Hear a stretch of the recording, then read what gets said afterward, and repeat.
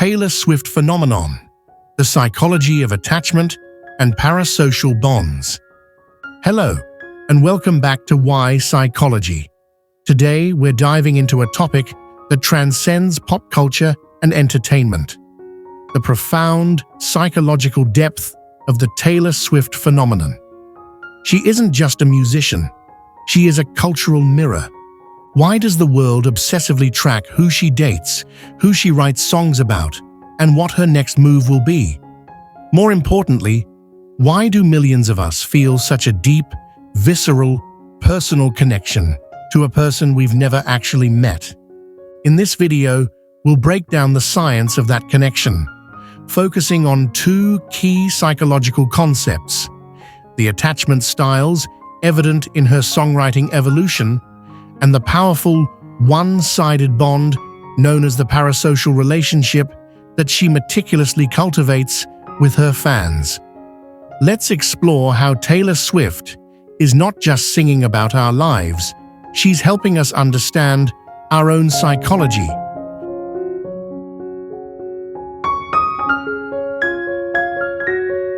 To truly grasp Taylor's lyrical genius, we must first talk about attachment theory, developed by psychologist John Bowlby. Simply put, these are patterns of relating to others rooted in our earliest experiences. There are three main insecure styles: avoidant, anxious, and disorganized. Taylor's early work. It's a masterclass in anxious attachment. Think about the core themes in songs like Fearless or Speak Now: an intense fear of abandonment, hypervigilance about the relationship's stability, and a tendency to self-sacrifice. The anxiously attached person often craves emotional intensity. We see this most strikingly in tracks like 2010's Dear John. The lyrics forensically examine a dynamic where an older partner manipulates and makes her feel too young. This is a classic example of the anxious person self-blaming as they try to rationalize the relationship's imbalance. And all too well, it's a painful, almost forensic examination of a breakup, characteristic of an anxious attachment wound where the mind simply cannot let go because closure and validation were never received. Swift herself once reflected on this early stage, stating, "Except for the very beginning of a relationship, I was always afraid they were going to leave. I was afraid that that moment was going to come where they decided they didn't want to be with me." That quote clearly shows how central the fear of abandonment was. As she's matured, albums like Reputation and Folklore show clear shifts. During her private 6-year relationship, we saw glimpses of avoidant tendencies. She completely withdrew from public scrutiny. It's a psychological strategy. If I keep the outside world out, I minimize the surface area through which they can hurt me. It's a protective, avoidant mechanism used to manage the risk of intimacy.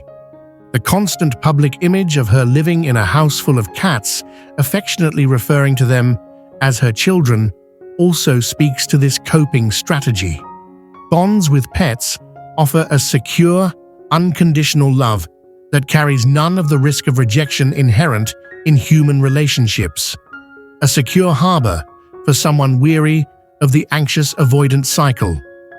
Furthermore, her history of hosting Singles Awareness Day or Lonely Hearts parties on Valentine's Day shows a conscious effort to control the narrative and separate social support from romantic expectation, a sign of growing maturity in managing her own emotional needs.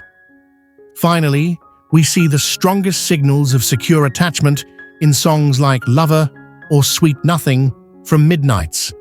The high drama is gone. The lyrics shift from "Will you leave me?" to "I just want a quiet life with you." This signifies an expectation of peace and simplicity from a relationship, the hallmark of psychological security.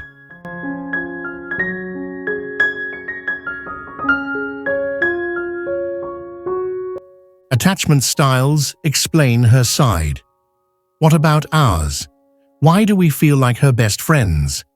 That brings us to the parasocial relationship, the unreciprocated emotional bond we form with media figures. Taylor Swift is a master architect of this bond using intimacy and accessibility. First, intimacy. Her lyrics are so hyper-specific and raw that they feel like secrets shared between friends. When you listen to Teardrops on My Guitar, you aren't listening to a celebrity. You are listening to a peer who validates your own heartache. Second, accessibility.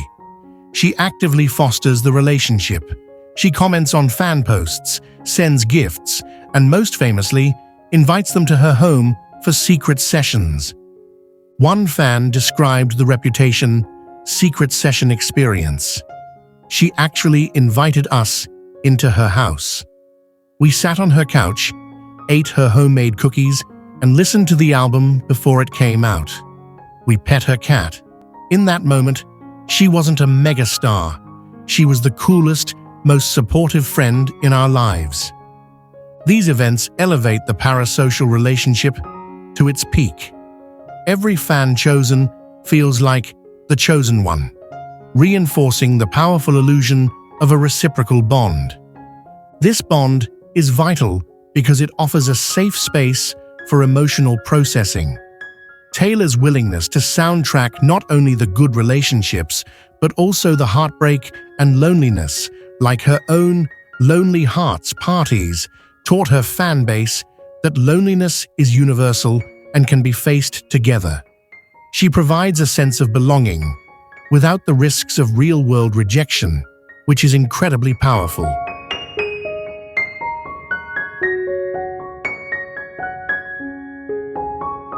The downside of this extreme accessibility is the public's feeling of ownership, the intense scrutiny of her dating history, the endless media coverage of "who is this song about?" stems from the parasocial expectation that she owes us every detail. When she decides to establish boundaries, like keeping her last 6-year relationship private, the public sometimes reacts with disappointment or hostility. She built her career on sharing the narrative, and we feel entitled to it. This phenomenon isn't just individual. It's an economic powerhouse and a social phenomenon. The sheer economic impact of the Eras Tour demonstrates the concrete, real-world power of this psychological bond. Fans are willing to spend thousands because it's not just a concert. It's the ultimate validation of a parasocial relationship they've nurtured for years.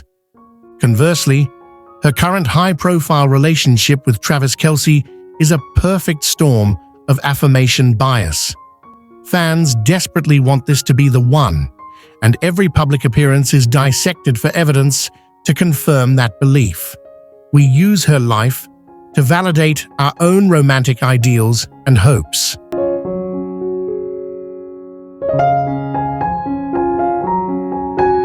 Ultimately, the Taylor Swift phenomenon is a fascinating study in modern psychology. She provides a soundtrack for our anxious attachments, a sense of community through parasocial bonds, and a canvas onto which we project our own hopes, fears, and romantic expectations. She has not only mastered the art of songwriting, the question is, which relationship are you projecting onto her? Are you seeing your own anxious attachment reflected in her past lyrics, or are you hoping her secure future validates your own journey towards psychological stability? Let us know your thoughts in the comments below. Which Taylor Swift song best describes your current attachment style? If you enjoyed this deep dive into pop culture psychology, make sure to hit the like button and subscribe to Why Psychology.